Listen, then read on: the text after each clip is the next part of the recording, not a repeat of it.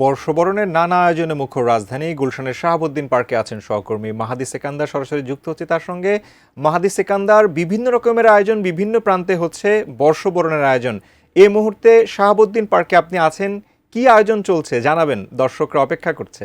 গুলশান বিচারপতি শাহাবুদ্দিন আহমদ যে পার্কটি রয়েছে, এখানে বিকেলে এই মুহূর্তে যে দর্শনার্থী রয়েছে পহেলা বৈশাখ বাংলা নববর্ষ উদযাপনকে কেন্দ্র করে এই পার্কে ঘুরতে এসেছেন, তাদের দর্শনার্থীদের ঢল সেটি বলবো। এবং মূল যে ফটকটি রয়েছে এই ফটকে নিশ্চয়ই আমার পেছনে দেখতে পাচ্ছেন, এখানে সারিবদ্ধভাবে দীর্ঘ লাইন ধরে কিন্তু এই পার্কের মধ্যে প্রবেশ করছেন এখানে যারা ঘুরতে এসেছেন পহেলা বৈশাখকে কেন্দ্র করে। এবং পার্কের ভেতরেও যে সকল দর্শনার্থী রয়েছেন তারা ঘুরে ঘুরে দেখছেন, এবং সকাল 9টা থেকে রাত 9টা পর্যন্ত কিন্তু এখানে বৈশাখী যে উৎসব সেটি রয়েছে।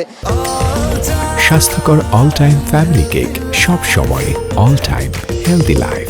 এবং ভেতরে বৈশাখী মেলার আয়োজন রয়েছে, সেখানে বিভিন্ন আমাদের যে কারুশিল্পের যে বিষয় রয়েছে সেটি রয়েছে, দেশীয় পণ্যর পসরা নিয়ে বিভিন্ন স্টলে সেখানে সেসব পণ্য পাওয়া যাচ্ছে। আর সন্ধ্যা নাগাদ এখানে সাংস্কৃতিক যে আয়োজন সেটিও থাকবে। এবং গতকাল থেকেই এই শাহাবুদ্দিন পার্কে বৈশাখী যে আয়োজন মেলার সেটি শুরু হয়েছে। গতকাল চৈত্র সংক্রান্তি যে উৎসব সেটিও এখানে পালন হয়েছে। এবং আজ সকাল 9টা থেকে পহেলা বৈশাখের যে আয়োজন সেই আয়োজন শুরু।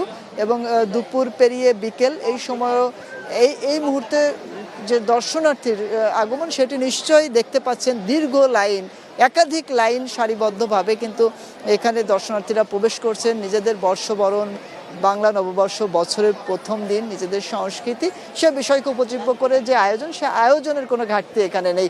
এবং নিরাপত্তা ব্যবস্থার কথা যদি বলি সেটিও অনেক সন্তুষ্টজনক। এখানে যারা দর্শনার্থী এই বিকেলবেলা এই পার্কে ঘুরতে এসেছেন তারা বলছিলেন যে এখানকার সার্বিক ব্যবস্থাপনায় তাদের সন্তুষ্টি রয়েছে। এবং একই সাথে যেহেতু বছরের প্রথম দিন নানা রঙের পোশাক তারা পরে এসেছেন, সাজুগুজুরও কোনো ঘাটতি নেই।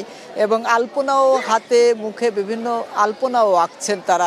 এই বছরের প্রথম দিনকে উদযাপনের কোনো ঘাটতি তাদের মধ্যে নেই। আনন্দ উচ্ছ্বাসের যে বিষয়টি সেটিও আছে। এবং তাপমাত্রার যে বিষয়টি, দুপুরে যে প্রচণ্ড গরম ছিল সেটি কিছুটা কমে এসেছে বিকেলের এই সময়।